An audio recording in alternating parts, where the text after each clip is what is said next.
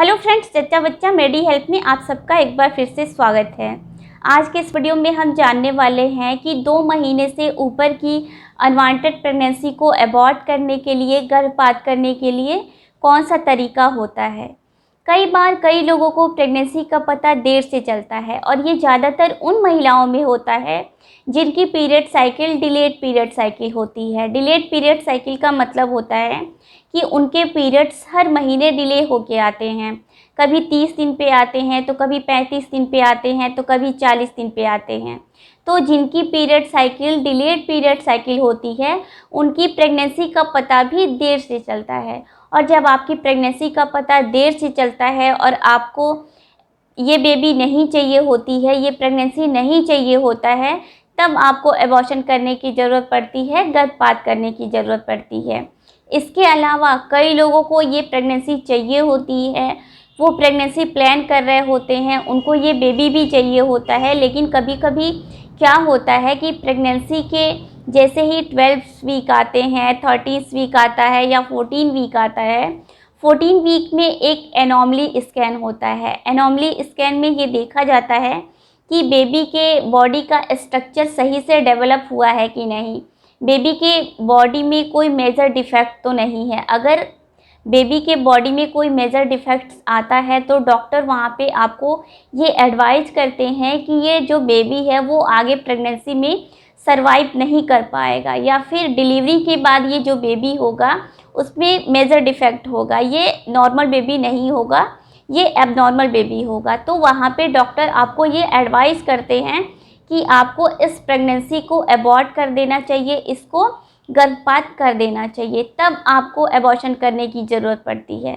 तो मैं आपको ये बताना चाहूँगी कि इंडिया में जो एबॉर्शन का रूल है, जो गर्भपात का नियम है इंडिया में, ये है कि आप 20 वीक्स की प्रेगनेंसी का एबॉर्शन कर सकते हो, 20 सप्ताह की प्रेगनेंसी का आप गर्भपात कर सकते हो। लेकिन अभी ये नियम बढ़ाकर 20 वीक्स से 24 वीक्स कर दिया गया है। 20 हफ्ते से बढ़ाकर इसको 24 हफ्ते कर दिया गया है। तो अभी आप 24 वीक तक की प्रेगनेंसी को एबॉर्शन करवा सकते हो, गर्भपात करवा सकते हो। तो फ्रेंड्स, मैं आप सबको बता दूं कि मैं एक फार्मासिस्ट हूं और हमारा काम होता है कि हम लोगों को हेल्थ के बारे में, मेडिसिन के बारे में जानकारी दें। तो मैं आपसे बस ये चाहती हूँ कि आप इस वीडियो को कंप्लीट देखिए, ताकि आपको ये पता चल सके कि 2 महीने से ऊपर की अनवांटेड प्रेगनेंसी को अबॉर्ट करने के लिए, गर्भपात करने के लिए कौन सा तरीका होता है, इसमें कितनी ब्लीडिंग होती है, कितना पेन होता है, इसमें कितना समय लगता है, टोटल कितना इसमें खर्चा आता है। तो इन सब की जानकारी आपको मिल सके, तो इसलिए आप इस वीडियो को कंप्लीट देखिएगा। तो फ्रेंड्स, मैं सबसे पहले आप सबको ये बताना चाहूँगी कि जैसे कि मैंने वीडियो के स्टार्टिंग में ही बताया है कि इंडिया में जो एबॉर्शन का रूल है, जो गर्भपात का नियम है, वो ये है कि आप 20 वीक्स की प्रेगनेंसी को, 20 सप्ताह तक की प्रेगनेंसी को गर्भपात करवा सकते हो। लेकिन अभी इस नियम को बढ़ाकर 24 वीक्स कर दिया गया है, 24 सप्ताह कर दिया गया है। तो अभी आप 24 सप्ताह तक की अनवांटेड प्रेगनेंसी का गर्भपात करवा सकते हो। जब प्रेगनेंसी का समय 10 वीक्स तक का रहता है या फिर उससे कम रहता है, 8 वीक्स की प्रेगनेंसी रहती है या 9 वीक्स की प्रेगनेंसी रहती है, तो उसमें मेडिकल एबॉर्शन किया जाता है। मेडिकल एबॉर्शन का मतलब होता है कि उसमें मेडिसिन का यूज़ करके, दवाइयों का यूज़ करके एबॉर्शन किया जाता है और उसमें एबॉर्शन आसानी से हो जाता है। मेडिकल एबॉर्शन में एफटीपी किट का यूज किया जाता है। लेकिन जब प्रेगनेंसी का समय 12 वीक का हो जाता है, प्रेगनेंसी 2 मंथ से एबव की हो जाती है,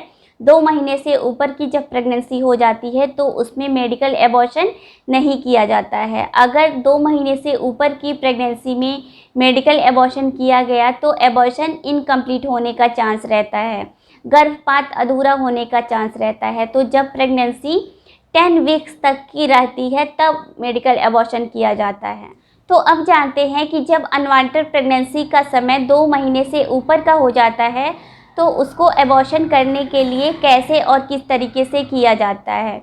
तो देखिए, जब अनवांटेड प्रेगनेंसी का समय 2 महीने से ऊपर का हो जाता है या फिर 3 महीने का हो जाता है, तो उसको अबॉर्ट करने के लिए सर्जिकल एबॉर्शन किया जाता है। सर्जिकल एबॉर्शन का मतलब होता है कि आपको हॉस्पिटल में एडमिट होके ऑपरेशन के द्वारा एबॉर्शन किया जाता है। यहाँ पर ऑपरेशन का मतलब ये नहीं है कि आपके पेट में या फिर आपके वजाइना में कोई कट लगता है। सर्जिकल एबॉर्शन का मतलब होता है कि डीएनसी कराई जाती है। डीएनसी का मतलब होता है डायलेशन एंड कार्टेज। डीएनसी को आम भाषा में इसको यूट्रस की सफाई भी कहते हैं, बच्चेदानी की सफाई भी इसको कहते हैं। तो सर्जिकल एबॉर्शन में क्या होता है कि सबसे पहले आपकी सोनोग्राफी की जाती है। सोनोग्राफी में ये देखा जाता है कि प्रेगनेंसी का सही जगह क्या है, प्रेगनेंसी यूट्रस में है कि नहीं, कहीं एक्टोपिक प्रेगनेंसी तो नहीं है, कहीं जो एम्ब्रियो है, जो भ्रूण है, वो फैलोपियन ट्यूब में तो इम्प्लांट नहीं हो गया है।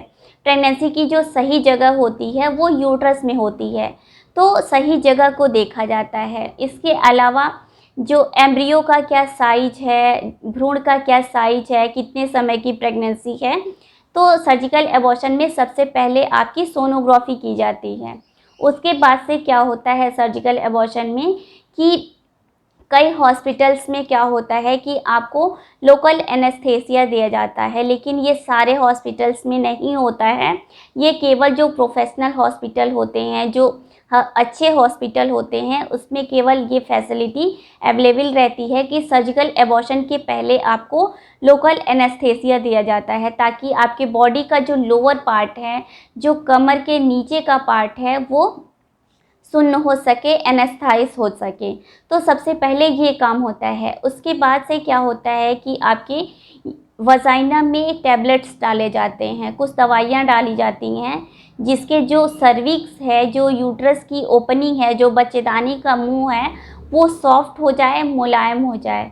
उसके बाद से सर्जिकल एबॉर्शन में क्या होता है कि एक सक्शन ट्यूब को आपके वजाइना के द्वारा यूट्रस में डाला जाता है, बच्चेदानी में डाला जाता है, और उस सक्शन ट्यूब के द्वारा जो एम्ब्रियो का, जो भ्रूण का पार्ट है, जो पूरा पार्ट बना हुआ है प्रेगनेंसी के दौरान भ्रूण का, वो उसको सक्शन ट्यूब के द्वारा निकाला जाता है और यूट्रस की सफाई की जाती है। तो उसको बोलते हैं सर्जिकल एबॉर्शन या फिर उसको बोलते हैं डीएनसी। तो ये जो पूरा प्रोसेस होता है उसको 20 से 25 मिनट लगते हैं, और 20 से 25 मिनट के बाद से आपका एबॉर्शन कंप्लीट हो जाता है। तो इसके लिए आपको हॉस्पिटल में 4 से 5 घंटे आपको एडमिट रहने की ज़रूरत पड़ती है, और जैसे ही आपका एबॉर्शन कंप्लीट हो जाता है, आपको डॉक्टर्स कुछ एंटीबायोटिक्स, कुछ मेडिसिन देते हैं जो आपको घर जाके खाना रहता है और आपको रेस्ट करनी रहती है। तो जब आपका सर्जिकल एबॉर्शन हो जाता है, उसके 6 से 7 दिन आपको ब्लीडिंग होती है और आपका एबॉर्शन कंप्लीट हो जाता है। सर्जिकल एबॉर्शन का जो पहला बेनिफिट होता है वो ये होता है कि इसमें समय कम लगता है। दूसरा बेनिफिट ये होता है कि इसमें एबॉर्शन के फेल होने का डर नहीं रहता है, जो एबॉर्शन है उसके अधूरा होने का कोई डर नहीं रहता है। तो 2 महीने से लेकर 24 सप्ताह तक की अनवांटेड प्रेगनेंसी को एबॉर्ट करने के लिए, गर्भपात करने के लिए सर्जिकल एबॉर्शन किया जाता है, क्योंकि ये बहुत ही सुरक्षित होता है, सेफ होता है। इसमें गर्भपात अधूरा रहने का डर नहीं रहता है, एबॉर्शन फेल होने का कोई चांस नहीं रहता है। तो फ्रेंड्स, आई होप कि ये वीडियो आपको इन्फॉर्मेटिव लगा होगा, यूज़फुल लगा होगा। तो इस वीडियो को लाइक करिएगा, अपने फ्रेंड के साथ ज़्यादा से ज़्यादा शेयर करिएगा और चैनल को सब्सक्राइब करिएगा। और अगर आपको इस वीडियो से रिलेटेड कोई सवाल हो तो मुझे कमेंट बॉक्स में कमेंट करिएगा। तो फ्रेंड्स, मिलती हूँ आपसे अगले वीडियो में, तब तक आप अपना ख्याल रखिए। Thank you.